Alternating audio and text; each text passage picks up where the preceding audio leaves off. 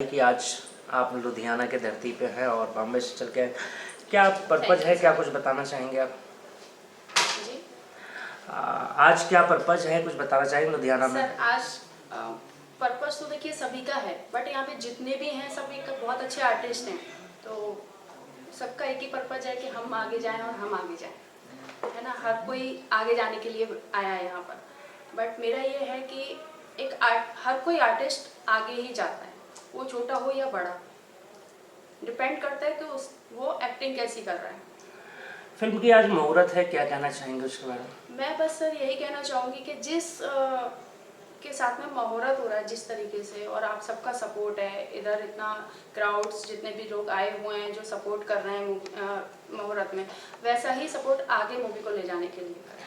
आप भोजपुरी इंडस्ट्री से नहीं, बाहर की मथुरा की रहने वाली, पूर्वांचल वहाँ से नहीं, पूर्वांचल की एक अलग छवि है, तो क्या करना चाहिए, कैसे आपका मन कन्वर्ट होने की उन्हें मुझे भोजपुरी करना चाहिए, कैसा लगा और क्यों भोजपुरी में आना चाहिए?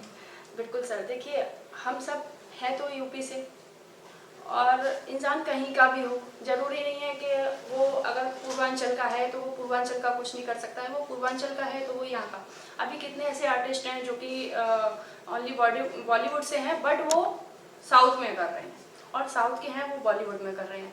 तो एक आर्टिस्ट का ये नहीं होता है कि वो भोजपुरी नहीं कर सकता है, बॉलीवुड नहीं कर सकता है, उसका ये एम नहीं होता। उसका एम होता है कि मुझे किसी भी लेवल पे पहुंचना है, फिर चाहे मैं भोजपुरी में फेमस होकर के पहुंचूं या मैं बॉलीवुड में। नहीं, जैसे बाहर से, चाहे काजल राघवानी भी बाहर से है, तो भोजपुरी इंडस्ट्री में ज़्यादातर आप देखें बाहर की लड़कियां, तो काम क्या होता है, एक कलाकार के लिए तो सब जरूरी होता है। और प्रमोद जी के साथ में क्या, कौन सी फिल्में हैं, क्या कुछ बताना चाहेंगे? प्रमोद जी के साथ मेरी ये फर्स्ट फिल्म है, बाकी अगर इस फिल्म में बहुत अच्छा करते हैं तो कोशिश करेंगे कि आगे तक जाएं और कंटिन्यूटी उनके साथ और भी आगे की मूवियाँ करें।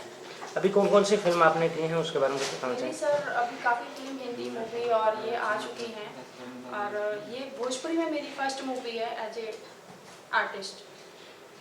बाकी रैम शूट वगैरह, मॉडलिंग, मैगजीन एंड बहुत सारे काम तो सर आर्टिस्ट हैं तो आते ही रहते हैं और करते रहते हैं, बस आप सबका सपोर्ट रहता है तो बढ़ रहा है उसी से।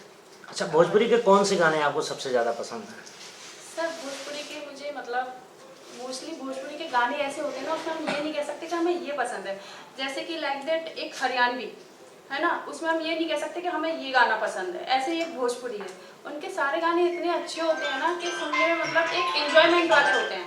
आप कहीं भी खड़े हैं, बैठे हैं, आपको चाहे कितना भी सैड है, लेकिन वो गाना सुन के आप ऑलरेडी ना एक मूड ऐसा हो जाएगा कि हाँ चलिए ठीक है, सैड बन खत्म हो जाएगा। तो कौन से गाना गुनगुनाते हैं? अगर 2 लाइन गुनगुना देंगे तो दर्शक को और मज़ा आ जाएगा।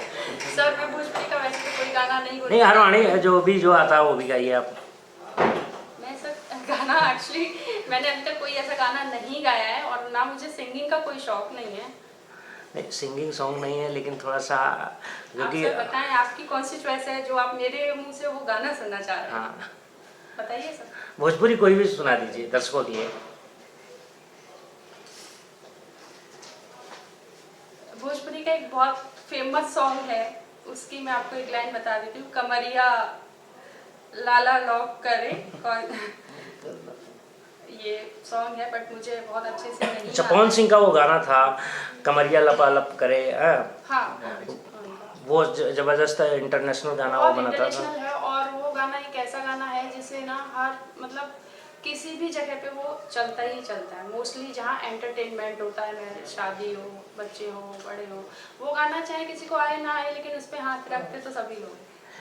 फिल्म की मुहूर्त होने वाली है, डायरेक्टर और प्रोड्यूसर के बारे में बताना चाहेंगे कुछ? सर डायरेक्टर और प्रोड्यूसर्स की वजह से ही आज मैं यहाँ पर हूँ, तो अगर आई थिंक वो नहीं होते तो शायद है कि मैं यहाँ नहीं होती और आप सबके सामने आज इतना सब कुछ नहीं बोल रही होती। तो मैं उनको बहुत दिल से थैंक यू कहना चाहूँगी कि उन्होंने मुझे एक मौका दिया, और फर्स्ट टाइम मुझे इतना बड़ा मौका दिया कि एक मूवी में मुझे बहुत अच्छे कैरेक्टर्स में वो मुझे चांस दे रहे हैं, और मैं चाहूँगी कि उन्होंने जो मुझे चांस दिया उस पर मैं खड़ी होती हूँ। बहुत बहुत धन्यवाद। Thank you sir.